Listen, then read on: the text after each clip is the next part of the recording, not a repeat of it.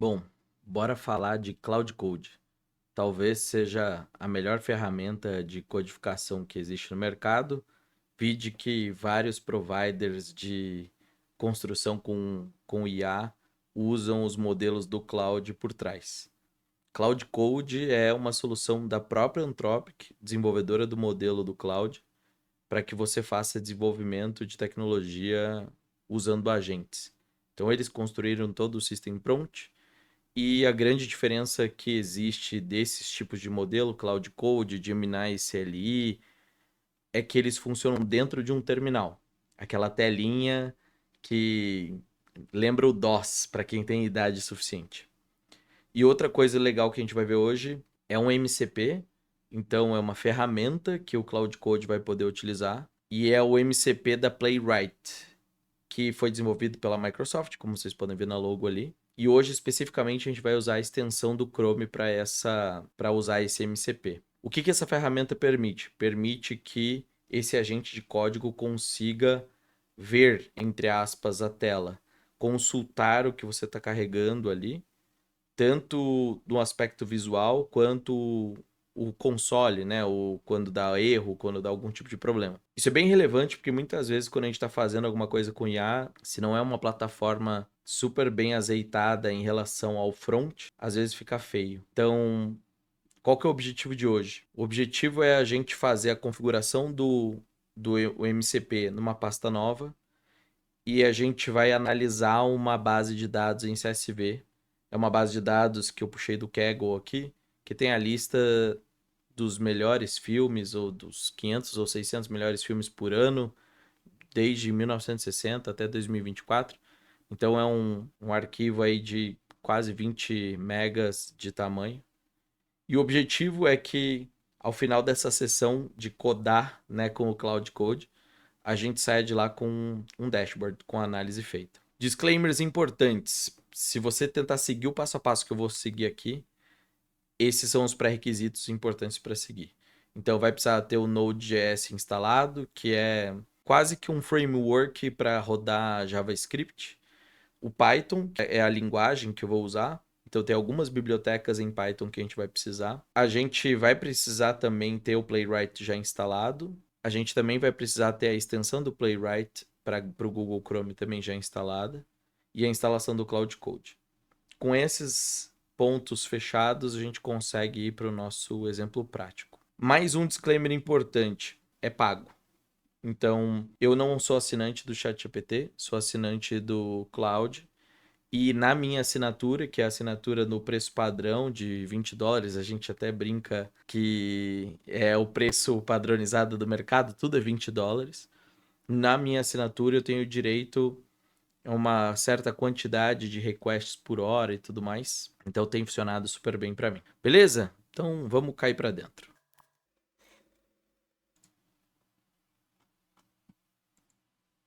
Então estou aqui dentro do Cursor, tem uma pastinha dentro do meu ambiente aqui que tem o CSV. O CSV está aqui bonitinho, vou deixar ele fechado aqui e vou abrir um terminal. Eu estou usando o Cursor, mas vocês podem usar o VS Code, o PyCharm, enfim, o que quiser. Então, beleza, o terminal está aqui. Agora a gente vai adicionar nesse projeto aqui o MCP do Playwright. Basicamente é um comandinho que eu estou copiando lá do GitHub do Playwright, que é esse aqui. Cloud MCP add, Playwright, npx Playwright MCP latest. Então beleza, ele instalou e ele está aqui. Tem uma coisa a mais, eu estou usando o Playwright com a extensão do Google Chrome.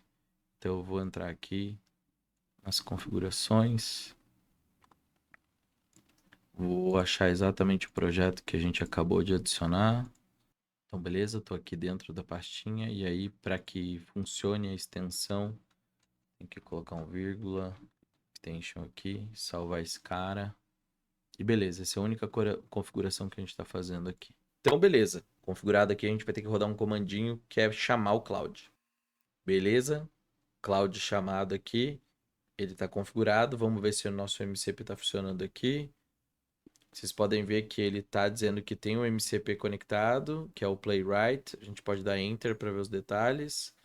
E aí ele tá rodando lá e ele tem aqui, ó, que ele tá rodando com a função da extensão. Então, quando ele for precisar usar esse MCP, que a gente vai falar para ele usar, ele vai poder usar uma aba nossa do Chrome, em vez de ter que abrir uma aba separada, controlada por a gente. Então, essa aqui, estamos aqui no Cloud Code. O que eu vou falar para ele? Um disclaimer importante. Toda vez que você for construir com a gente, é uma boa prática que os prompts sejam em inglês. Empiricamente, o pessoal tem dito que ao escrever em inglês, o modelo tem uma eficácia de entregar o que você está pedindo melhor. Como a gente está fazendo essa exploração em conjunto aqui, eu vou fazer em português mesmo, ele funciona, mas acho que fica essa boa prática aí. Então, vou falar assim. Vou rodar um comando bem básico aqui, dizendo que eu quero que ele faça essa aplicação em Streamlit, que é uma biblioteca Python, e que vai analisar o arquivo. Então, quando eu dei o arroba, ele abriu o drop-down para eu escolher o arquivo. E uma das dúvidas que eu coloquei era, por exemplo, se a qualidade dos filmes tem piorado de maneira média ao longo dos anos. Também estou pedindo que ele use o V como gestor de pacote, ao invés de usar a pip, que seria a biblioteca comum. E assim, eu estou colocando esses detalhes de coisas mais puxadas para o Python e tal, porque eu domino um pouco dessa frente. Mas um usuário leigo conseguiria simplesmente colocar o objetivo e ver o que vai acontecer aqui. Beleza? Então vamos rodar esse prompt aqui. Ah, mais um detalhe. Coloquei só mais esse detalhe aqui, dizendo que ele pode usar o MCP para ver a tela. Então, um dos grandes diferenciais que o Cloud Code tem em relação ao Gemini CLI, por exemplo, a lógica é muito parecida de funcionamento, mas uma coisa que se sobressai no meu uso é esse Task Manager. Então ele colocou ali quais são as ações que ele vai performar e ele vai seguir em ordem quais são as tasks que ele precisa seguir para conseguir fazer chegar no objetivo. E aqui ele tá falando assim, cara, eu tô querendo fazer um arquivo aqui, posso editar esse arquivo? Vou falar que sim, e que para essa sessão ele não precisa mais me perguntar. Tá pedindo para instalar as bibliotecas que ele listou como importantes.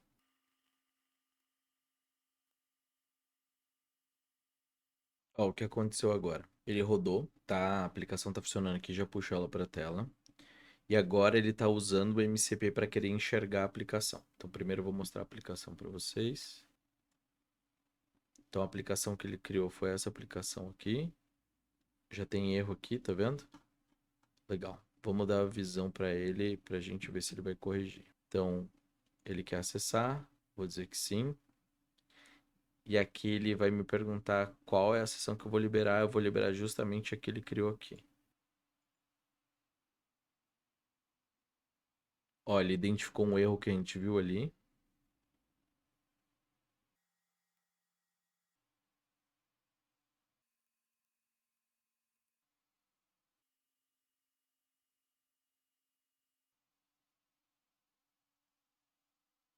Ver se aquele erro que tinha aqui, ele resolveu ainda tá aqui, tá vendo? Vamos lá. Ó, ele falou que ele encontrou o erro ali. Já era um erro diferente do primeiro erro que ele tinha feito. E aqui é muito louco, né? Porque, ó, o que que ele tá querendo? Ele tá querendo apertar esse botão aqui, ó. E é exatamente o que ele pediu permissão. Posso clicar no botão?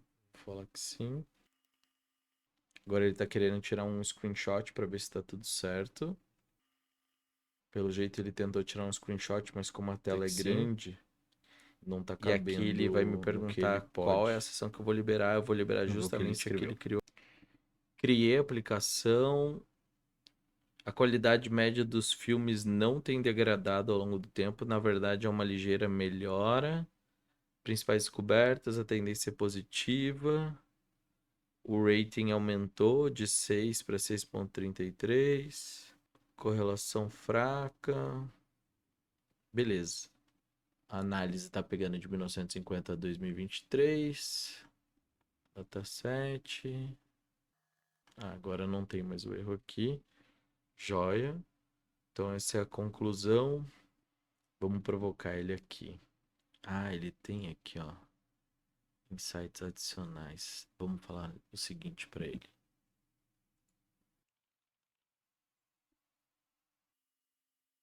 Então eu iterei aqui, né, dizendo para ele, cara, legal, mas vamos reestruturar. Aí de novo, Task Manager em ação. Por que que essa separação em tasks é muito relevante?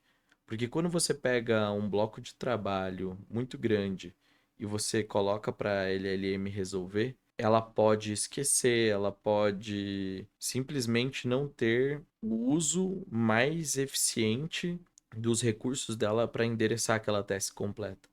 Então, quando a gente quebra em múltiplos capítulos, vamos chamar assim, cada capítulo tem o seu objetivo. E aí ele ir riscando cada um dos objetivos ajuda a diminuir bastante a alucinação e que você de fato resolva esse problema complexo.